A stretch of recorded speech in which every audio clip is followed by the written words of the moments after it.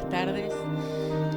Primero les queremos dar las gracias al público que nos acompaña de manera presencial y al mismo tiempo a aquellos que están siguiendo esta transmisión por YouTube, por la espera, por la paciencia.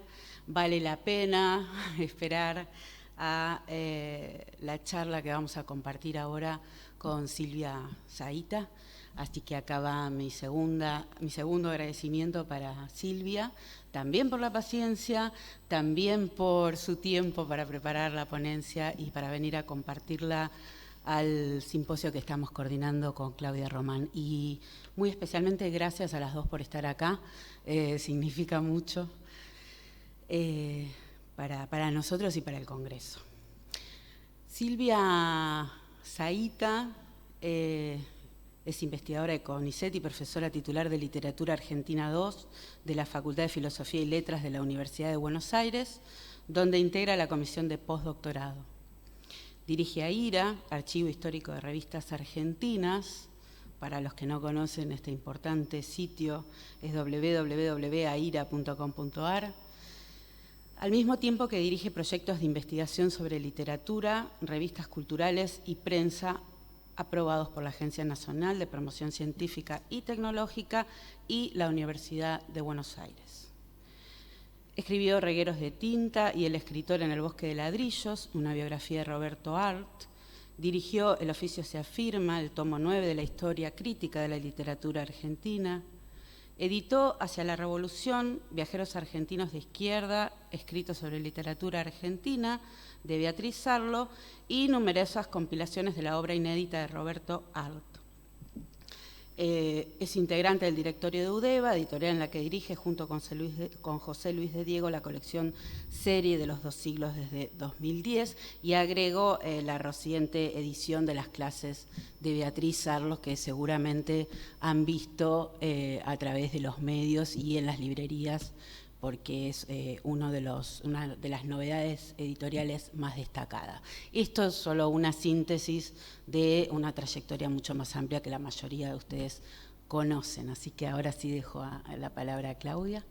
Sí, muy brevemente también, les agradezco también por estar acá acompañándonos. Le agradecemos y me sumo a los agradecimientos a Silvia por compartir este trabajo con nosotras, y simplemente quería agregar que en el marco del simposio que compartimos, el simposio que titulamos Un mundo de revistas, literatura argentina y revistas, la presencia de la voz de Silvia es especialmente significativa para nosotros, estamos seguros que para ustedes también lo va a ser, por el trabajo que ella viene realizando como directora de AIRA, del Archivo Histórico de Revistas Argentinas, del que participamos también Mariela y yo. Muy brevemente, el Archivo Histórico de Revistas Argentinas tiene como 3 objetivos que me parece que atraviesan la presentación que Silvia nos trae hoy. Empezó siendo un proyecto claramente en sede académica que buscaba organizar una hemeroteca digital que pusiera a libre disposición de investigadores fuentes, es decir, colecciones completas de revistas argentinas que ya no circulan, sobre todo el siglo XX, que pudieran descargarse con sus índices, sus presentaciones y compartirse libremente. AIRA es hoy eso, es una hemeroteca digital, los invitamos a visitarla. Fue pensada también como un punto de encuentro bibliográfico, es decir, es también un archivo de bibliografía especializada, un archivo en un sentido fuerte, no solo como una compilación, sino un lugar donde se está armando, creemos, un estado de la cuestión muy interesante sobre las revistas como problema metodológico, como encuentro interdisciplinar. Y en tercer lugar, empezamos a pensar con el crecimiento del archivo que podía ser un punto de encuentro, no solo entre académicos, sino también entre lectores interesados, entre aficionados, y de hecho cada vez lo es más. AIRA en su lanzamiento, digamos, formal, comenzó en 2015 y en este tiempo que tenemos recorrido, no solo es una hemeroteca digital, sino que también comenzó a convertirse en un kiosco digital sin pago, pero sí por el tipo de público que reúne y que nos hace muy felices encontrar en diversos cruces. Entre la academia y lo masivo, entonces, me parece que es uno de los lugares por donde está circulando las nuevas hipótesis que está pensando Silvia para iluminarnos una buena parte de la cultura argentina, y le agradecemos este trabajo en ese marco también. Bueno, buenas tardes. Primero, quiero comenzar los agradecimientos. Bueno, estas dos presentaciones han sido extremadamente generosas pero sobre todo quiero agradecerles a Mariela y a Claudia la organización de este simposio.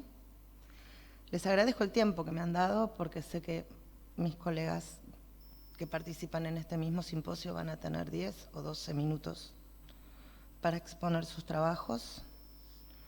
Creo que tal vez la salida de la pandemia y lo que pasamos 2 años en que estuvimos sumergidos entre tanta pantalla nos tendría que llevar a pensar un poco de nuevo qué tipo de congresos queremos organizar, qué tipo de congresos queremos para participar. Creo que hay que apostar a la presencialidad. Los congresos no son solo pasar una ponencia, escucharla, hacer 2 preguntas e irnos a casa. Mucho de lo importante de los congresos es encontrarnos, vernos, intercambiar, y creo que esta hubiese sido una gran oportunidad para eso. Por eso agradezco mucho a quienes están presencialmente en este congreso, y espero que de aquí en más estas preguntas nos las hagamos. Queremos congresos en los que venimos investigando, becarios, profesores, investigadores, tengamos 10 minutos para exponer, no tengamos tiempo para debatir. La pandemia creo que nos da la oportunidad de pensar todo de nuevo. Bueno, pensemos todo de nuevo y no sigamos repitiendo. Somos de humanidades, además, que nos pidan que resumamos una investigación en 10 minutos, casi, no sé. Dicho esto, agradezco entonces el tiempo que a mí me han dado. Me voy a callar ahora la boca para avanzar, pero sí quería señalar o invitarnos a todas, a todos a volver a pensar qué tipo de congresos o encuentros queremos de aquí en más, para no quedarnos cómodos o cómodas en esto que aprendimos durante la pandemia, que es la virtualidad. Está bien la virtualidad, nos salvó la vida durante 2 años. Ya está, salimos a la calle, volvamos a encontrarnos. Bueno, dicho esto, voy a dar un breve marco, seguramente el tiempo no me va a alcanzar. Como bien decía Claudia recién, yo creo que si puedo hacer estos trabajos, o gracias a Ira, creo que armé a Ira para poder hacer estos trabajos, porque a mí lo que me interesa es pensar los modos en que la literatura argentina circuló, fue leída por fuera del formato libro, por fuera de las bibliotecas, y sobre todo pensar las revistas, la literatura en las revistas, en el momento, en el aquí y ahora de esas publicaciones, los mapas de revistas. Las revistas intervienen siempre en diálogo con su presente, en diálogo con otras revistas, y quienes desde hace muchos años hacemos trabajo de archivo y queremos trabajar con revistas, ni hablar quienes quieren trabajar con diarios, que ese sería otro gran tema, sabemos lo difícil que es acceder a las publicaciones. Entonces creo que tener ahora en nuestras casas las revistas nos permite sí pensar y armar mapas, rearmar diálogos, pensar cosas que hasta hace, no sé, 10, 15 años era realmente una utopía. Entonces este trabajo se inscribe en eso, en pensar la literatura argentina y los circuitos de circulación de la literatura en otras sedes, que no sean estrictamente literarias. Ver el modo en que esas publicaciones dialogaron entre sí y correrme de algo que es más o menos en lo que yo venía hasta ahora, que es estudiar sí las revistas literarias o las revistas culturales para pensar estas cuestiones y asomarme a este inmenso, difícil, complejo y fascinante, debo decir, mundo de las revistas que no son estrictamente literarias, sino que son las revistas, los semanarios de interés general, que son, para mi gran sorpresa, un espacio de altísima circulación literaria a partir de los años 60, que es el momento de irrupción de los grandes semanarios, Primera Plana, Panorama, 7 Días, Periscopio, Gente, entre muchos otros, ¿no? Los puntos de partida no los tengo del todo resueltos, pero quiero mencionarlos porque arman un poco el marco en el que se inscribe este trabajo, ¿no?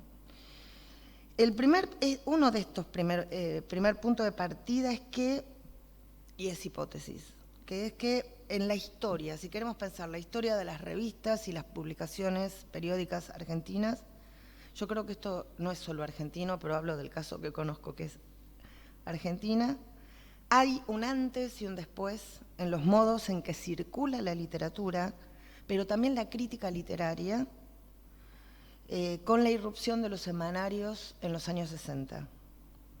No me voy a extender mucho sobre esto, pero creo que efectivamente los años 60, un poco antes diría, después del golpe del 55, marcan otro escenario para la circulación de la literatura, el debate literario.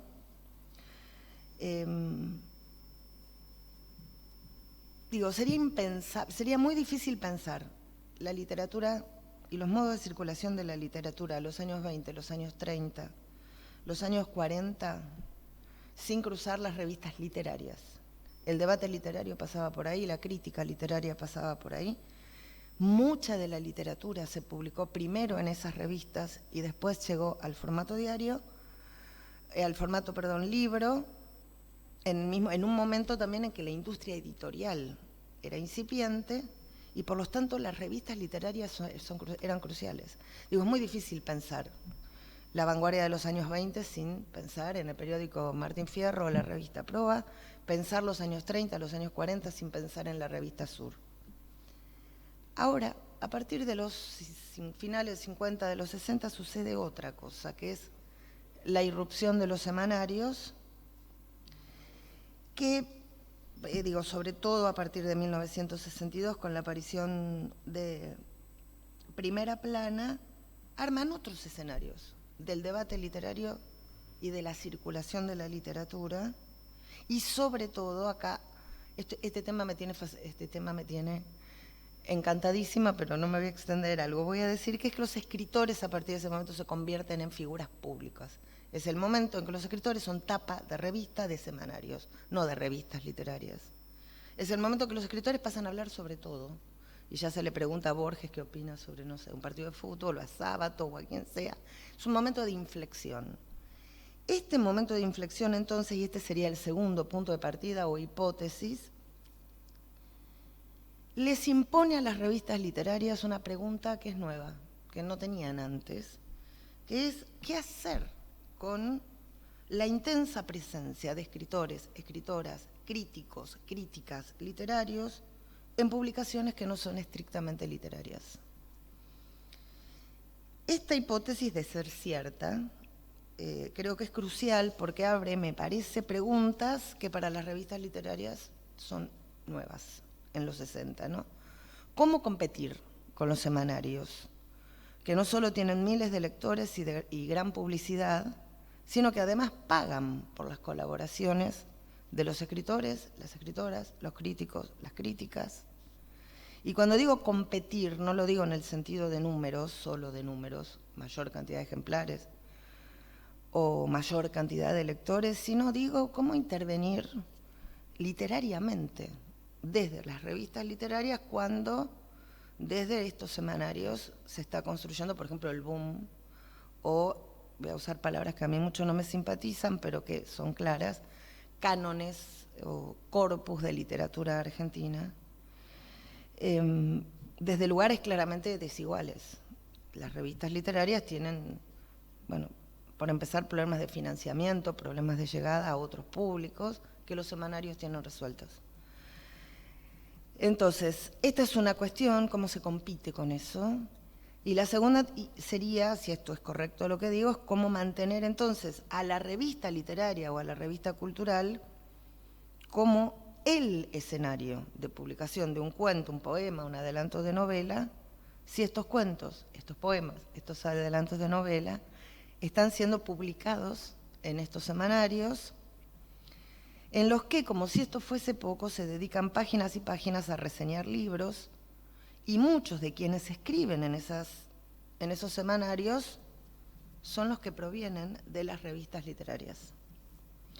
Voy a leer solo 2 citas por cuestiones de tiempo, pero por ejemplo Horacio Salas en Nuevos Aires, 1970, en un artículo que se llama En defensa de la crítica, describe este nuevo panorama de semanarios y dice: de pronto un grupo de escritores provenientes en general de las revistas literarias se adueñaron de las columnas de las revistas de información y, con los defectos propios de todo movimiento de renovación, se fue estructurando un nuevo tipo de crítica que hasta ese momento era desconocido en el país.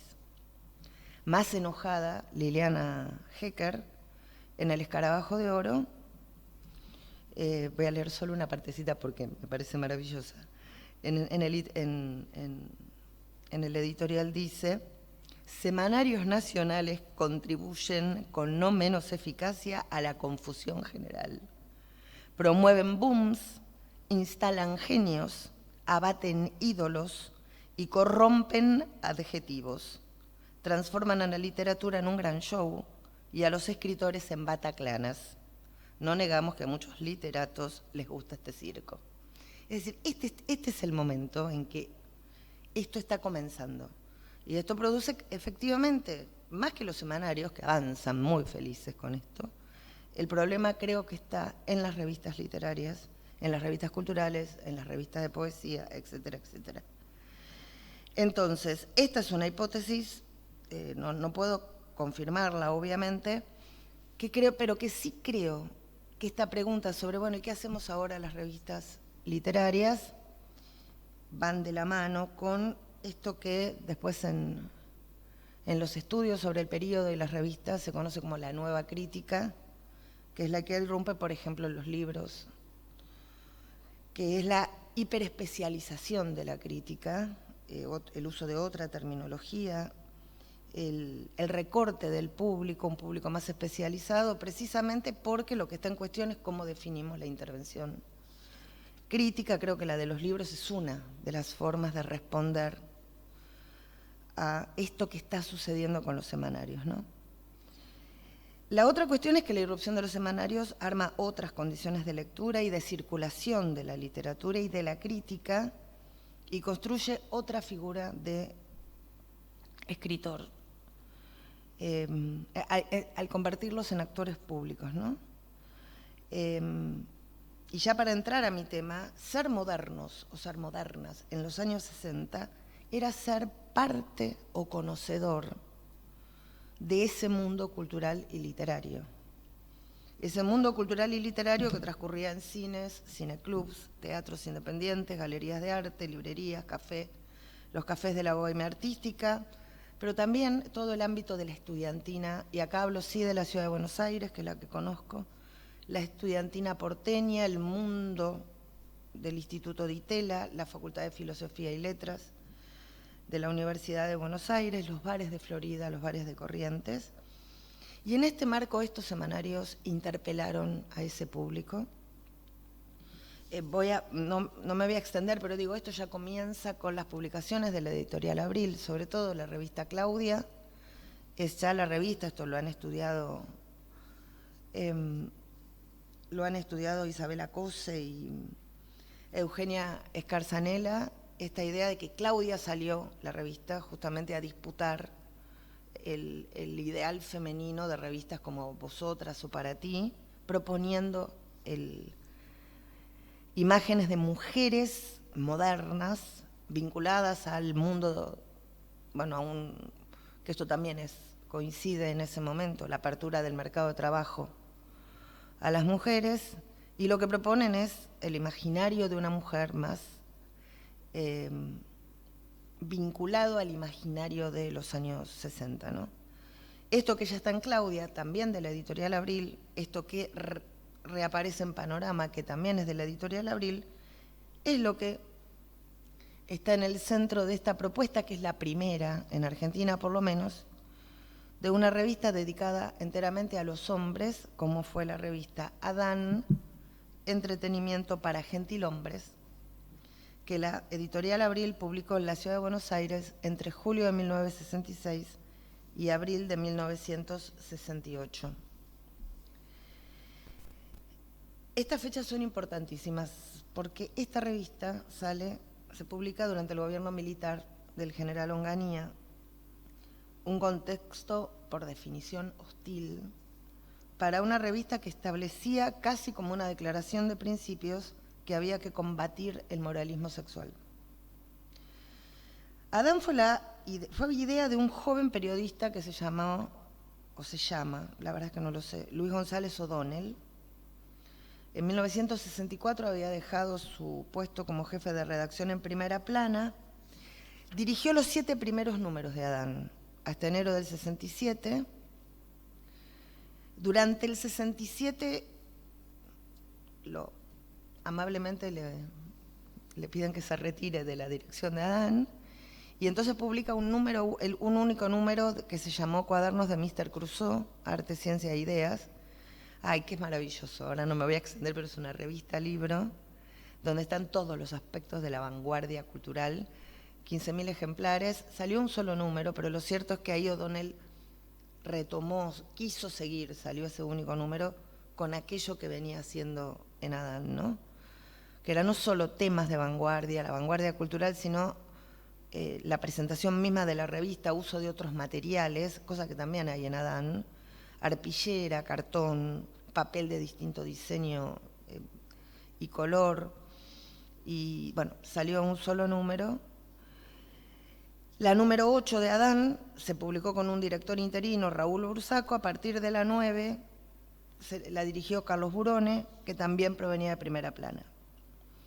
Me detengo en estos detalles no para armar la ficha técnica de la revista, sino para subrayar un dato que también me parece que hay que tener siempre en cuenta cuando pensamos las revistas argentinas, sobre todo en los casos en que de estos semanarios que tienen como modelos semanarios norteamericanos o europeos, que es que Argentina, a partir del golpe del 55,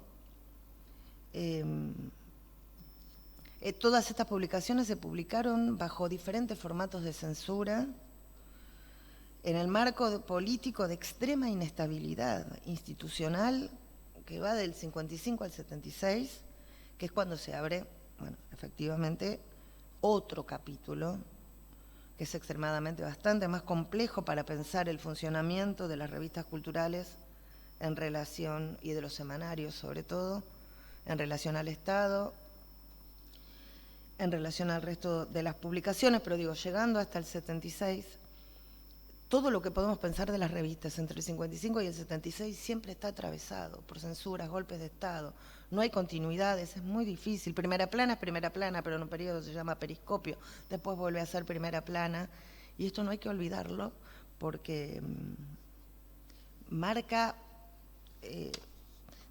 los límites y las condiciones en las cuales la modernización de los seminarios y todo lo que llamamos la vanguardia, la modernización, todo lo que nos encanta estudiar de los años 60, bueno, este fue el marco de nuestros años 60, que no son los años 60 de otros lugares del mundo, ¿no? Entonces, vuelvo a Adán, se publican 21 números, grandes nombres hay en Adán. Homero Alcinate Benet era su jefe de redacción, Miguel Brascó, al que ahora vuelvo, y muchos colaboradores, Marta Elija Chonov, etcétera, etcétera. Era, para decirlo muy rápidamente, una versión light de la revista norteamericana Playboy, creada por Hugh Hefner en 1953. De Playboy tomó el rasgo principal, que es esta combinación entre un periodismo de altísima calidad, una fotografía, antes me iba a detener en esto, y lo pasé el momento también de eclosión y auge del fotoperiodismo. La combinación, entonces, periodismo de altísima calidad, literatura, arte, erotismo, y en relación al Playboy norteamericano, en el caso argentino, muy pocas notas sobre la actualidad política, obviamente. Verónica Giordano, que tiene un trabajo muy interesante sobre Adán, que analiza sobre todo los modos de representación, cómo aparece el erotismo en Adán, sostiene que efectivamente toma de Playboy esta idea de promocionar los placeres sofisticados del varón hedonista, de las clases medias que están entrando de lleno en el mundo del consumo, pero imprimiéndole a ese modelo el sello, un sello nacional, ¿no? Sensibilidad estética en el erotismo, evitando las expresiones vulgares y la pornografía. En sus más de 100 páginas, cada número tiene más de 100 páginas, la revista publicaba desnudos femeninos recatados, artículos de cultura, de ciencia, de usos del tiempo libre, ilustraciones de artistas como Jules Solar, Antonio Berni, Joaquín Torres García. Es una revista extremadamente cuidada, con mucho humor, con mucha ironía, y que funciona como el compendio para el hombre de los años, el hombre joven, que de acuerdo a lo que dice la misma revista, entre 25 y 50 años sería la marca etaria del lector imaginado por Adán, pero lo cierto es que el gentilhombre podía saber, leyendo a Adán, cómo vestir, qué pipas usar, dónde reunirse con amigos, dónde viajar, cómo jugar al golf, qué discos escuchar, qué espectáculos ver, qué libros leer. Y a esto es lo que me voy a referir ahora. Al final de cada número sí traía una sección con un texto literario, por lo general un cuento, 2 cuentos, precedidos por una noticia, en las que se presentaba el autor o autora e ilustrados por artistas nacionales. Adán publicó cuentos de Leopoldo Marechal, Antonio de Benedetto, Rodolfo Walsh, Silvina Ocampo, Sara Gallardo, Beatriz Guido, Juan Carlos Onetti, Bustos Domecq, etcétera, etcétera.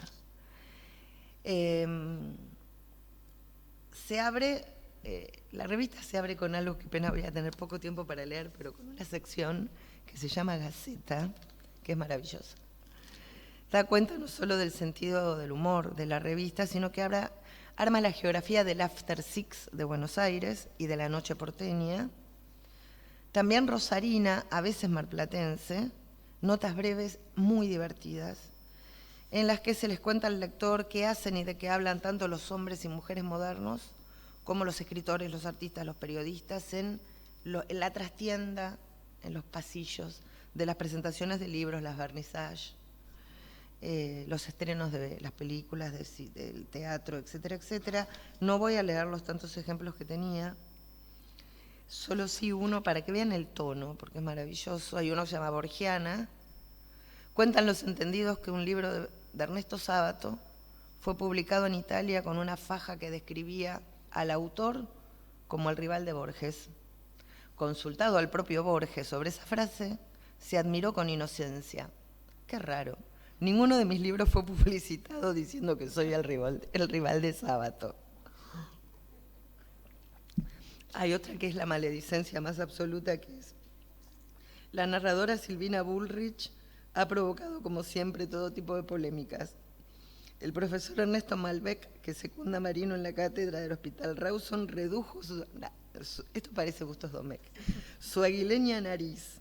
Ahora es respingada y graciosa, pero la gente opina que se le ha estirado toda la cara. El efecto para la mayoría es catastrófico. No me digan que no es Mirta Legrand diciendo quién te hizo la carita, es una maravilla.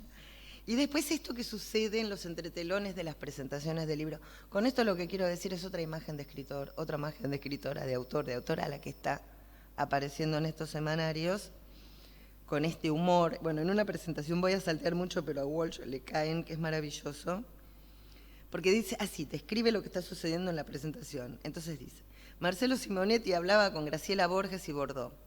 Venga que le presento a Quino, decía Margarita Aguirre, mientras el periodista Valle del Juan la sitiaba a la Beatrice Guido en la euforia de las copas, y ella estaba tan nerviosa hasta que se agarró de Marechal para salvarse. Uno no imagina a Marechal en esta situación. Monona Brasco comentaba con Walsh su kilo de oro. Música para sus oídos de este estupendo escritor nacional, cuya megalomanía solo es superada por Sábato. Y el editor Divinsky miraba con ojos apreciativos a Susana Lato, modelo aborigen. Bueno, así es todo, y yo podría leerles páginas completas, ¿no? Voy a saltear bastante, digo, ¿y en qué radicó entonces el éxito y el fracaso de Adán?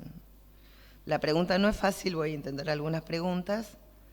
Se trató, como antes señalé, de la primera revista destinada al hombre moderno, esta versión light de Playboy, que tuvo que inventar este difícil equilibrio entre la idea de publicar una revista irreverente, acorde a las vanguardias y los movimientos de liberación sexual de los años 60 y el contexto político del gobierno de Onganía.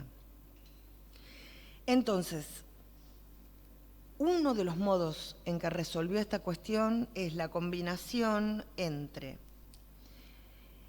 tapas en las cuales se presentaban recatados desnudos femeninos muy cuidados. Como dice Brasco en una entrevista, había pocas tetas en Adán. Recatados vestidos femeninos, no sé si se ven las tapas. Acá les voy a mostrar algunas de las tapas.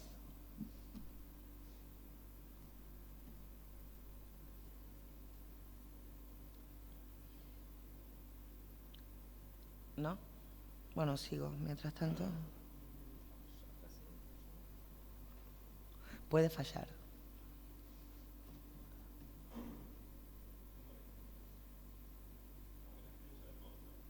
Si yo prometí una ponencia que se llama El roce secreto y no les muestro ninguna foto, creo que me van a esperar a la salida.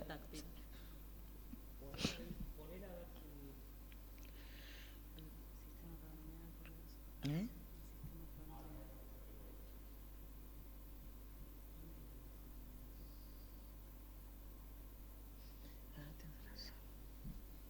Ahí está.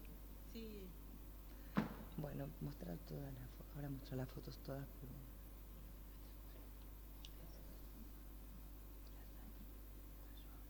Bueno, estas son las tapas. Muestro algunas. Estas son las tapas. Ahí está. Estos son los desnudos femeninos. ¿Ven que son muy cuidados? Esta es la más zarpada, pero estos son ya de los últimos números. Hasta acá, quédate acá un minuto. Pero entonces, aquello que no puede mostrar demasiado en las fotografías o en los textos, y esto creo que es un gran acierto de la revista, aparece en otras zonas, sobre todo a través del humor, el montaje y curiosamente los avisos publicitarios. Este es uno de los que a mí más me gusta, es la publicidad del reloj Bulova, pero ¿cuál es el título? Es ¿me lo hace a mí solita o se lo hará a todas? Hace muy suavecito porque vibra 360 veces por segundo, no se equivoca nunca. ¿Por qué pongo esta voz? Me sale... y está muy en la cosa. En Buenos Aires se lo suele ver manejando coches fuera de serie. Es deportivo, fuerte, distinguido y con estatus. Y su diapasón, bueno, basta. No es un rival peligroso, es Bulova, reloj electrónico. Digo, el doble sentido está en las publicidades. Paso a la siguiente. La de Polmol me fascina, la de los cigarrillos, porque entre al mundo del superlujo, tamaño de superlujo, satisfacción de superlujo, nuevo superlargo. Entonces digo, el doble sentido entra en las publicidades, y el segundo, no, el anterior, que es la publicidad del equipo de música Blaupunk, que es en estéreo, invita directamente a un trío, allá, pero lo hace bajo la forma del humor y en el marco de una publicidad. Y si no, los desnudos ahora sí aparecen directamente en el humor gráfico, no en la fotografía. Este es uno de los... Este es uno, y el siguiente, este es otro. Bueno, acá no se lee el texto porque está... Bueno, hasta ahí, ahora vuelve para atrás. Entonces digo, este fue un modo en que la revista resolvió, ya que no podía publicar como Playboy y desnudos femeninos completos en las publicidades, en las ilustraciones.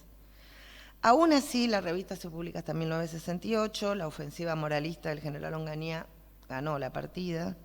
En su último número, Adán publica fragmentos de una entrevista de Antonioni que se había publicado en Playboy.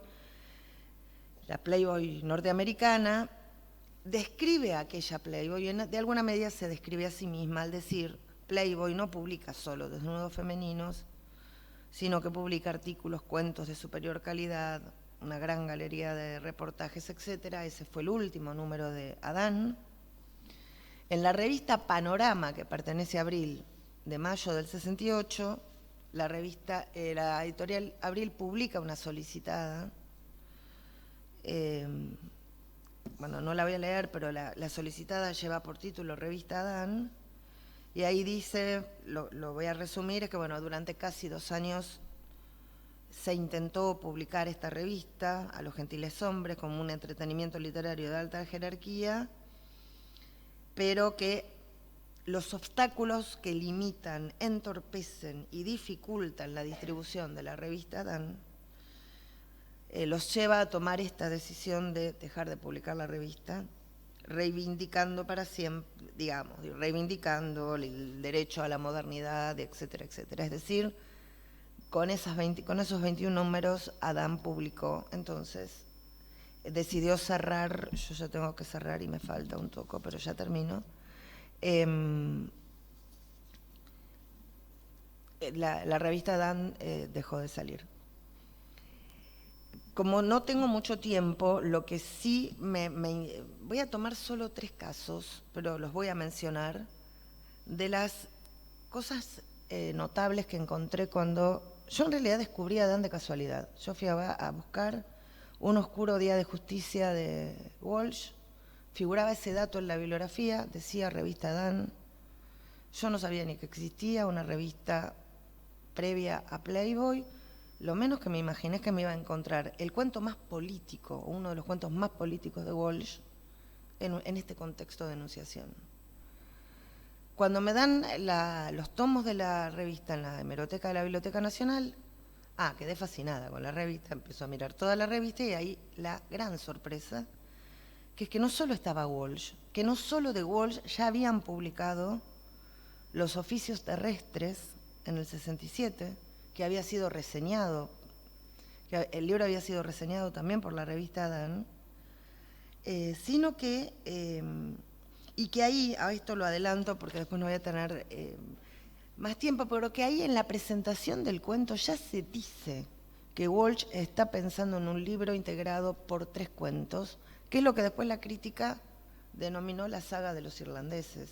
Es decir, en Adán esto ya estaba presentado y de hecho Adán publicó los 2 libros, los 2 cuentos, Un oscuro día de justicia, Los oficios terrestres, que cerraban, los 2 cuentos que cierran con Irlandeses detrás de un gato, la saga de los irlandeses, ¿no? Buscando ese cuento, acá es la sorpresa, descubro que en Adán, y acá sí mostrarlo, es el lugar donde se publicó por primera vez en Argentina La fiesta del monstruo de Bustos Domecq. La fiesta del monstruo es, por si no lo recuerdan, es uno de los, no solo el cuento más político, sino más agresivo, uno podría decir unos cuentos más gorilas en la historia de la literatura argentina, que es el que escriben Borges y Bioy Casares en los años 40, que circuló, como dicen ellos, en la clandestinidad en los años 40, bajo la tiranía de Perón. Se publicó en el semanario Marcha, en Uruguay, es decir, de circular en la clandestinidad, se publica después del golpe del 55 en Marcha, y en Marcha el cuento es presentado como un texto de la resistencia, y este era el dato que sabíamos, y es lo que figura en todas las bibliografías de Borges, Bioy Casares y Bustos Domecq, hasta que después efectivamente el cuento es publicado en las crónicas de Bustos Domecq en 1977. Oh sorpresa, el cuento había sido publicado en este contexto de enunciación en 1967. Yo ahora voy a avanzar, pero el contexto de enunciación de cuento convierte a este cuento de cuento de la resistencia en entretenimiento para gentilhombres. Obviamente el contenido político del texto, no digo que baja, no digo que desaparece, pero baja en intensidad. El cuento es presentado, en la noticia dice, el cuento alude veladamente a uno de los márgenes de la vida política argentina. Puede ser ubicado si se aclara que fue publicado por primera vez en el semanario Marcha, poco después de una revolución apoyada en Córdoba y en Puerto Belgrano. Esto es, el marco de enunciación es claramente otra. El peronismo pasa a ocupar el margen de la vida política argentina y el golpe de Estado que derrocó a Perón es apenas una revolución apoyada en Córdoba y en Puerto Belgrano, ¿no? Bueno, voy a saltear la próxima foto, salteala porque ya no llego. Digo, diferente, quiero mencionar y ya cierro con esto, es lo que sucede con Un oscuro día de justicia, que es el cuento que publicado en 1967 en Adán, al mes del asesinato del Che Guevara en Bolivia, es un cuento que hacía clara referencia, aunque no lo menciona, al Che como el líder que desde afuera venía a salvar a esta comunidad, a este pueblo de pupilos, y que he leído después, efectivamente, cuando se publicó en 1973, prologado por Piglia en la editorial Siglo XXI, muy poquito antes de la llegada de Perón al país. El cuento otra vez en este cambio de enunciación, en este cambio de contexto de enunciación y en esta cifra que tiene en su centro, modifica el carácter de intervención, qué tipo de intervención es el que tiene el relato.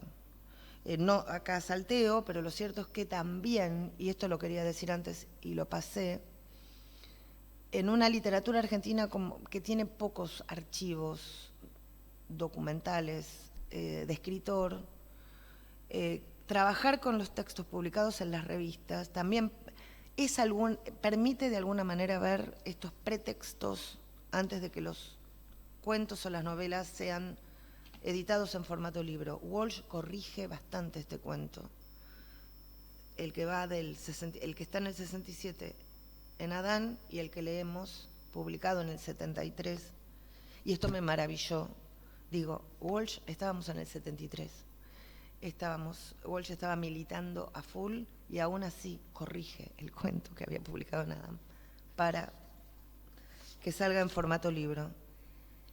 Y ahora con esto sí, ahora sí claramente cierro. El tercer caso al que quiero referirme es más reciente, que es, el año pasado la editorial Beatriz Viterbo publicó este hermosísimo libro, no sé a dónde muestro. Ahora, ahí, este hermoso libro, 9 perros, un cuento de Silvina Ocampo con ilustraciones de Daniel García, tanto en tapa como en su interior. El cuento había sido publicado en el libro Los días de la noche en 1970 y estaba dedicado, como así también se publica acá, a ABC, esto es Adolfo Bioy Casares. En la reseña que Judith Poldubny publicó en Bazar Americano, dice que 9 perros es un relato diferente de Silvina y que esa diferencia reside en que el móvil biográfico lo inspira. Silvina describe cada uno de los perros que ella y Bioy Casares tuvieron, y esto es lo que me interesa, ¿no?, subrayar. Dice Judith, rara vez la vida personal encuentra un ingreso tan franco en su literatura.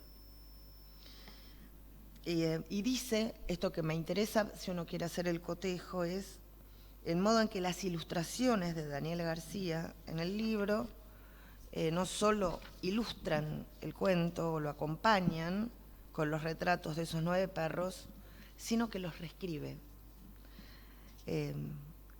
Judith Poldubny dice, García reescribe a Ocampo, los perros menos descriptos en el cuento son los más detallados en los dibujos.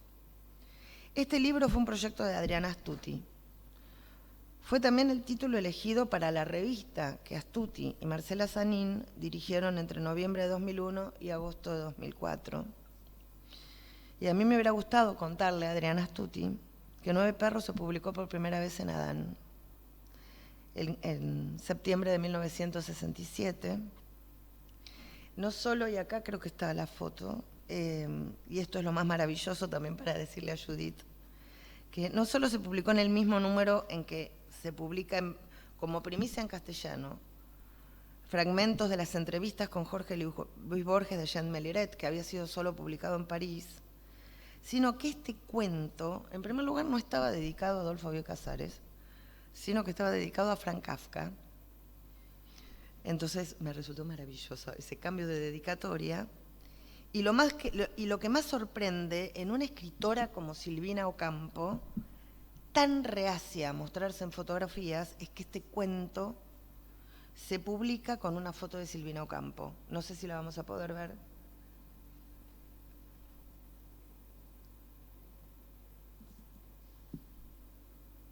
Ahí está, porque es maravillosa la foto. Y las que siguen también mostrar. El cuento se publica con esta foto, que es Silvina Ocampo abrazada a su perro.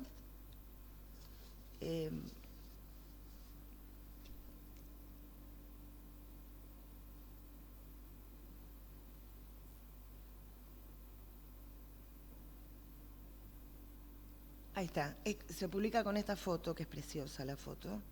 Pero lo más genial es que en el marco de esta revista, y ahora pasa a las siguientes, justo en este número, en cuya tapa se propone un juego erótico entre la yoqueta y el caballo, pues una de las notas centrales está dedicada a las carreras de caballos, las yoquetas y también a las yeguas. La foto de Silvina Ocampo abrazada a su perro, y ahora seguí con la siguiente, arma una perturbadora continuidad con las fotos que la preceden. Bueno, para terminar, y ahora sí en serio cierro del todo y no muestro más fotos, las tenía pero no, solo cuento lo siguiente. A partir de acá se puede, yo podría seguir durante horas contándoles cada uno de estos cuentos en relación a este marco de enunciación.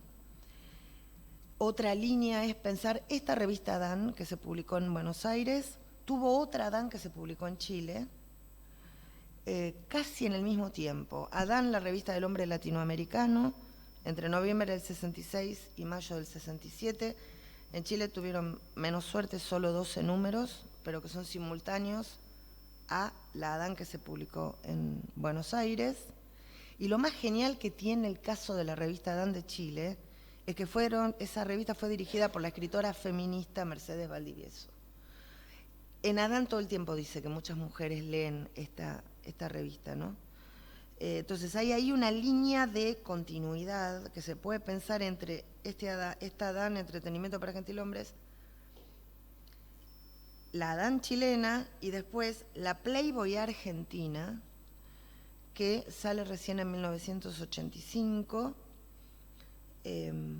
y que augura que todo este diálogo puede seguir siendo posible, dado que con solo ver la tapa del primer número de Playboy, en tapa leemos una entrevista a Bioy Casares y en algunos números posteriores una nota a María Kodama, por ejemplo. Es decir, esta idea de vincular la literatura argentina sigue y reaparece ya en la Playboy ya del 85. Hay una revista anterior que la tengo en casa, pero ya para hoy obviamente no la iba a traer, que creo que va a ser bien interesante pensar, que es la revista Status, que es una revista dedicada a los hombres también, pero que salió en plena dictadura en 1977. Y entonces hay que ver qué hizo.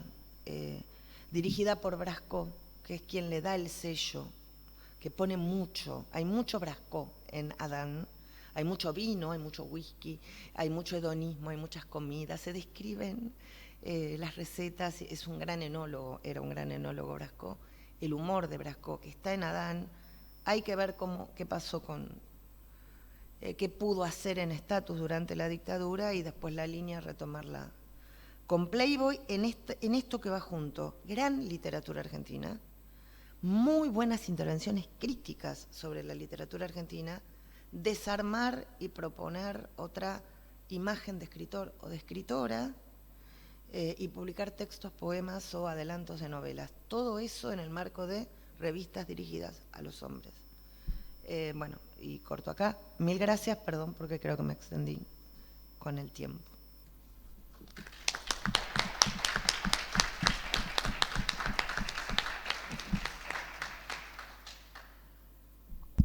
Gracias, Silvia. Era hora que todos estos placeres llegaran a la literatura argentina, así que te agradecemos que los hayas hecho desembarcar también acá en el Simposio 16. Abrimos un espacio para consultas, comentarios, preguntas, si tienen algunas. Acá en el chat de YouTube ya hay adhesiones, alegrías. Sí. Claro, nosotros no vemos YouTube, eso lo aclaremos a los de YouTube. Estamos acá con un ojo en YouTube y otro ojo en la Lo sala. está siguiendo Claudia, ¿no? Sí. Yo tengo igual acá una pregunta de alguien que interviene en nuestro simposio, así que la leo, es de María Julia Rossi, y le pregunta a Silvia, que le gustaría saber cómo el bataclanismo de los semanarios se diferencia del que existía décadas antes en los momentos de circulación de los escritores en giras de conferencias. Bueno, me parece una súper pregunta. Es una pregunta maravillosa, mil gracias María Julia, aunque no puedo verte. Yo creo que lo que cambia, de todos modos no podría contestarlo con todas las certezas. Yo creo que hay una zona que sí retoma a la del dandy de finales del siglo XIX, comienzos del XX, pero que era un universo extremadamente menor en la relación entre la publicación y sus lectores. Es decir, había un entrenos, que también está en las revistas década del 20, década del 30, en que lectores, es muy raro contestarle a alguien a quien no veo, es rarísimo esto. Es decir, había un entrenos, de hecho muchas de las notas de Martín Fierro también arman este entrenos entre escritores, críticos y público. Creo que la gran diferencia es esa, es el cambio de dimensiones y de lectores, porque esta construcción del escritor que arman en los semanarios es para un público, 300.000 ejemplares llegó a lanzar Primera Plana u otros semanarios, donde es más bien nos asomamos a la vida de los escritores, las escritoras, y contamos, que esto sí creo que no estaba, tal vez me equivoco, la vida privada de los escritores, las escritoras empieza a ser un dato importante. Yo antes leí esto en sede muy graciosa de, bueno, que le habían operado la nariz a Sibyllina Bullrich, no sabíamos de las cirugías estéticas de escritores o escritoras. Pero, por ejemplo, cuando Borges se divorcia, sale en la tapa del semanario Así, que era uno de los semanarios más sensacionalistas en 1967. Era un semanario al estilo Crónica, chorreaba sangre, siempre la tapa era de muertos, mutilados, bueno, el estilo más sensacionalista. Y cuando Borges usan la palabra divorcio, no había divorcio en la Argentina, la nota de tapa fue Borges, y con entrevistas a qué siente Borges ahora que se divorció, y Borges contando, y entrevistas a Elsa Estete Millán, diciendo, bueno, ¿qué pasó? ¿Por qué el matrimonio no funcionó? Digo, esa construcción. Por eso yo creo que usan la idea de Bataclana, en que la vida, esta distancia entre lo público y lo privado, que hasta ese momento no estaba, empieza a aparecer con una furia. En el 70, cuando Borges publica el informe de Brody, gran acontecimiento, desde el Aleph, Borges no publicaba un libro de cuentos, ahí sale finalmente firmada la separación, salen los papeles del divorcio. Los periodistas se le acercan a Borges para preguntarle por el informe de Brody, pero porque quieren saber qué le está pasando con el divorcio. Y lo más genial es que Borges contesta, esto es lo que digo que cambió en relación a publicaciones anteriores a los años 50, y que después sí se abre en no solo la vida privada de ellos, importa lo que les pasa a los escritores, y a los escritores lo mismo que a los artistas de cine o de televisión, sino lo que después va a ser el escritor opinólogo, yo lo llamo así, perdón, pero que es el que habla de todos los temas, y porque ese escritor puede hablar de todos los temas. No sé por qué le dimos, o las revistas, o qué les dimos un saber particular, no especializado, y hubo escritores deambulando en la tele hablando sobre las vacunas, sobre estos años lo vimos bastante. Bueno, esta figura que ahora nos es tan común es la que empieza, creo, a armarse en los años 60 con estos semanarios, y que marca esta diferencia con las publicaciones que estaban antes. Creo, es pura hipótesis, pero me parece que va por ese lado. Lástima que no está María Julia para que me diga si le contesté. Es horrible así hablar.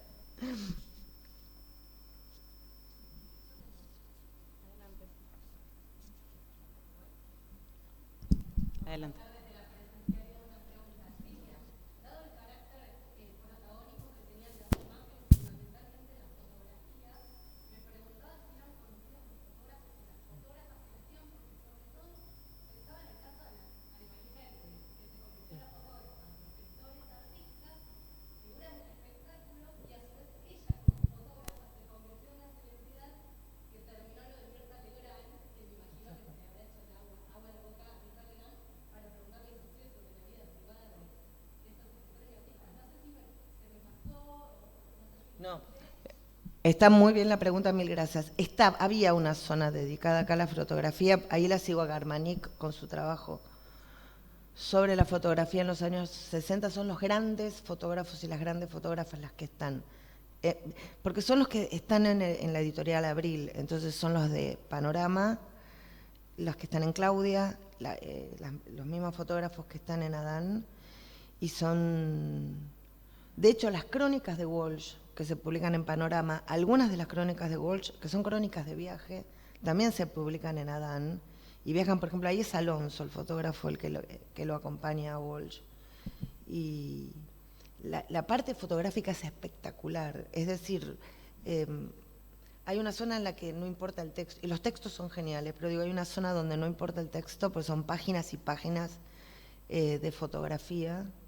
Creo que ahí se combina también el salto tecnológico en la fotografía, el acceso a las cámaras fotográficas y mejores equipos, y un cuidado particular en la foto. En Adán no hay foto, por eso es muy impactante la foto de Silvina Ocampo. No hay tantas fotos como en primera plana, que hay muchos escritores o escritoras. Acá no hay fotos de escritores. Y por eso es curioso que esto es lo que a mí porque es justo Silvina Ocampo, en una revista destinada al público masculino, a los hombres, a que arma esta línea con las mujeres, con los caballos, las yeguas, las descripciones de las yoquetas son altamente perturbadoras. En esa línea entra la foto de Silvina Ocampo, me pareció maravilloso, justo con Silvina, porque no es Victoria Silvina, que aparece siempre tapada. Entonces sí, la importancia de la fotografía es crucial, y creo que también es lo que marca la diferencia de los semanarios de los años 60 y la espectacularidad que trae, bueno, que fue la foto de Marechal en primera plana, o después la foto de Borges en los libros, única foto de escritor en tapa en la revista Los Libros, como la foto arma otro circuito de sentidos también, además de los textos o de los cuentos. Y esa es una historia que tampoco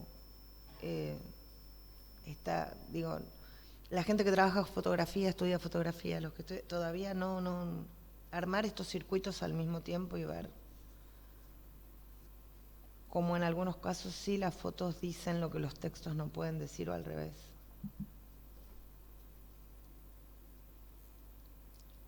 ¿Alguna pregunta más?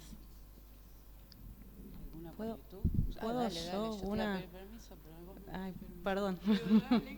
No, Pase usted. Sí, no. Vos armaste, Silvia, un circuito de revistas con la Dan porteña, la Dan chilena y la Playboy, y pensaba que por la lectura que vos armaste pudiste hacernos ver un circuito de circulación también de autores y de literaturas. ¿Hay algo que pueda verse en relación a nuevas formas de conectar escritores argentinos con escritores globales? Pensaríamos ahora, o regionales, o literaturas o estéticas a partir de la circulación en las revistas. Es maravillosa la pregunta, sí. Porque yo creo que ahí se arman, yo acá tenía Porque se arma como una enciclopedia rara. Exacto, si uno yo lo lee acá así, tenía, ¿no? porque esta ponencia terminaba con los modelos más extranjeros, porque hay una también Adán colombiana, y después están las diferentes, porque ¿qué es lo que pasa? Sobre todo con Playboy. En el momento en que aparece Penthouse, en 1969, disminuyen un poco las ventas de Playboy, que solo salía en Estados Unidos, y es el momento de esto, de naciente transnacionalización del mercado editorial y de una marca de revista. Y Playboy empieza a aparecer en otros lugares, Alemania en el 72, Italia creo que es Alemania, Italia en el 72, Francia en el 73, en el Brasil 75, México 76, España el 78, acá llega tarde en el 85, o en el 89 México, y se arma efectivamente una línea de diálogo entre, no solo las publicaciones entre sí, porque son de un mismo sello, y ahí es algo yo creo que con Time se puede hacer lo mismo en relación a People, en relación a Gente, en relación a otros semanarios, que es la apropiación nacional de cada uno de estos modelos que vienen de otro lado, y entonces la puesta en circuito, diálogo entre la literatura que se publica en estos medios.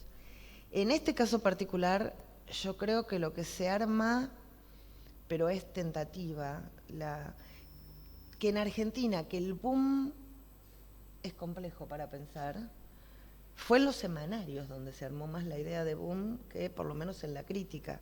Y así se presentó a Marechal, así se presentó a Cortázar, así se presentaron escritores que no entran siempre, sobre todo la zona de escritores rioplatenses, entran raro en el boom de la literatura latinoamericana, y eso se armó más desde lo, creo, no estoy de más, creo que se armó más desde los semanarios que desde la crítica más especializada o las revistas literarias o culturales más especializados, armando, sí, efectivamente, conjuntos de literaturas o puestas en diálogo de literaturas que no se percibían así, por lo menos desde las literaturas nacionales. Saer no se quiere pensar dentro del boom, Borges no se quiere pensar dentro del boom, supongo que Marechal tampoco. La señalo a Mariela para hablar de Marechal. Marechal tampoco creo que se siente muy cómodo, y sin embargo los semanarios armaron esta idea de literatura de boom, donde entraron estas escritoras, porque entran con mucha fuerza. Silvina Bullrich, Beatriz Guido, no tanto Silvina Ocampo, Sara Gallardo, que es otra de las figuras fuertes de los 60, y muchos de estas escritoras y escritores que, bueno, que aparecen en el Borges de Bioy Casares y que arman este mundo. Pero creo que hay ahí toda una zona que, sí, digo, que incorporar estos semanarios para pensar la literatura argentina arma cosas raras. Cánones o propuestas de lo que es la literatura nacional que difieren. Eso creo que es lo más interesante. Está buenísimo, porque creo que es una pregunta muy del 21, pensar la mediatización y la circulación en relación con eso, que lo podemos también pensar desde hoy, ¿no? Gracias. No, gracias a vos. Bueno, yo quería darte las gracias, no tuve la oportunidad por esta charla maravillosa que abre muchas líneas, digamos, en la conclusión retomaste algunas, pero yo quiero quedarme con otra, que es esto que dijiste, no al pasar, como algo muy importante, pero sí, me parece que por el tiempo no pudiste desarrollar, pero me interesa mucho para pensar la literatura argentina nuevamente, de esta idea de las revistas como laboratorios de experimentación, diría yo. Vos hablaste incluso de pretextos, que es, como vos dijiste, ante la ausencia que tenemos de bibliotecas de autor, de manuscritos de autores, es una característica de nuestra literatura en general, por diversas circunstancias que ahora no vamos a analizar, pero bueno, tenemos este material de las revistas, estas ediciones de la Biblioteca Nacional, de las reescrituras que hay en los mismos tomos de Sur, de cuentos de Borges, es decir, que las revistas ahí adquieren otro valor, y creo que lo mismo, por falta de tiempo, pero te quería preguntar si tuviste oportunidad de cotejar ediciones y qué encontraste y cómo las trabajaste, etcétera. Sí, gracias Mariela por la pregunta. Sí, es una cosa, en realidad yo iba a hacer eso, después me ganó la revista, como me suele pasar, Adán me ganó, porque yo fui a buscar ese cuento de Walsh, esa es la verdad, y empecé por ahí, y el cotejo, y a partir de ahí empecé a pensar las publicaciones en las revistas como manuscritos, no son manuscritos en el sentido estricto del término, pero son versiones anteriores a las que después conocemos en el libro. Con Borges estamos acostumbrados a un Borges que corrige permanentemente, no solo del pasaje, todo Borges, casi todo, diría, todos los cuentos de Borges, todos los poemas, todos los ensayos primero circularon en diarios o en revistas. En muchos casos ya hay cambios entre el primer pasaje del libro, de revista, diario a libro, y después Borges corrige de edición a edición. A mí me pasó ahora con el informe de Brody. El informe de Brody es del 70. Las obras completas son del 74. Ya es un Borges de 70 años. Aún así, entre la edición del 70 y las obras completas del 74, hay correcciones. Entonces, cuando leemos Borges, cada uno lee el Borges que le tocó en suerte de acuerdo al libro que tiene en ese momento en la mano. Con las revistas, esta fue creo el descubrimiento. Con Borges lo sabía, no me quedaba tan claro si esto pasaba con otros escritores de literatura argentina, y lo que empecé a ver es que efectivamente sí, hay muchísimas correcciones. En el caso de Walsh, confirma algunas de las cosas que la crítica ya pensó en el cotejo de las ediciones de Operación Masacre, pero en este caso con respecto a la ficción. Y este no es un dato menor, no estaba tan claro que esto pasaba también en la ficción de Walsh. Entre la edición de Adán y su pasaje al libro, Walsh despoja al relato de adjetivos que están de más, modifica los verbos, cambia los nombres propios. Después suceden cosas muy curiosas, hay erratas que aparecen tanto en la revista como en el libro, pero hay erratas que en el libro, que después se reiteran en sucesivas ediciones del libro, que no estaban en la revista Adán. Y los cambios más notorios, y esto habla del Walsh que va del 67 al 73, es la simplificación de la frase, la variación estilística, la supresión de palabras. Les leo solo 2 ejemplos para que vean la gran diferencia. Leemos en la revista: Collins no puede pelear con nadie, señor, de veras. Señor, dijo, está lleno de pis y de gas como un cusco de barbero. En cambio, en la edición en libro, que es la que conocemos, dice, Collins no puede pelear con nadie, señor, de veras. Está lleno de aire como una burbuja y se hace pis en la cama. Es otra frase. Leo una más. En Adán. Sí, señor, un brillo de emoción en sus ojos celestes, 2 manchas rosadas en sus mejillas de porcelana. Haré lo que usted diga, señor. Pasamos al libro. Sí, señor, un brillo de emoción en sus ojos celestes. Haré lo que usted diga, señor.